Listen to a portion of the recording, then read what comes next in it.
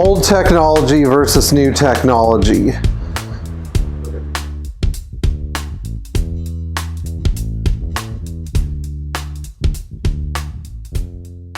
So after posting my video on LS swaps, I got a lot of denigrating comments about old technology and the cost of repairing Mercedes and cost of Mercedes parts, etc., etc. Now, I think there are a lot of people out there who prefer new technology. New technology is a popular thing. That's why 99.9% of the world does not drive classic cars.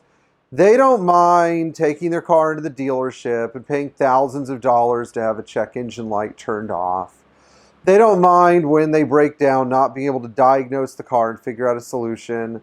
They certainly don't mind having to buy a new car and stay in debt every 5 years. And they don't mind that when their engine blows up, just throwing one away. Now, people are under the impression that new technology is better and more reliable. But if you look at the insane number of engine failures that new Mercedes have, in particular with their direct injection engines, or just how horrible Fiat Chrysler's engines are, for example, or the fact that I'm not going to say any names, but America's best-selling pickup truck has a transmission that may not make it to the end of the warranty period.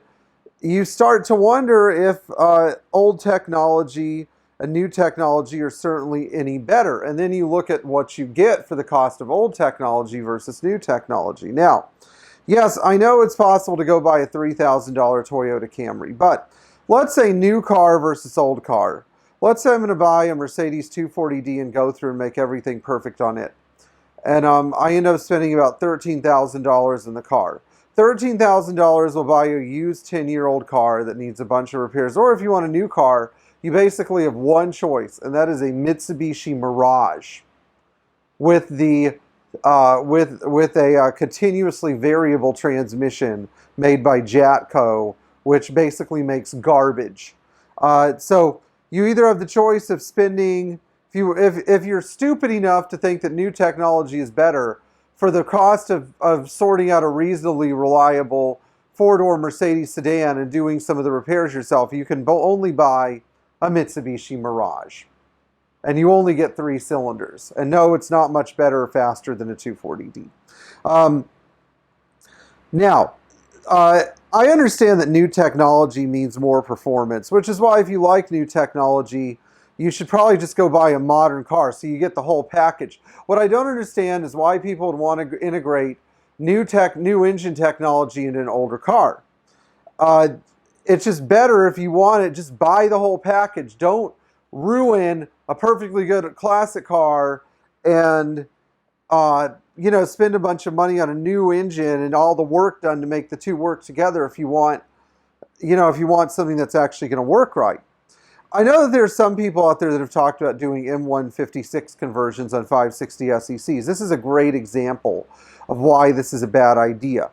I think that the newest engine that one should consider putting in one of these cars is like an early M119 engine with KE Jetronic, because this is still a relatively analog engine. Although the M117 engine has a lot of performance room left in it, including turbocharging capabilities, which would put you pretty close to an M156 engine. The M156 engine, although it's okay from a reliability and longevity standpoint, the electronics will eventually bite you in the ass, and it does happen. More people end up discarding new cars because of problems with their electronics and electronic controls than anything else.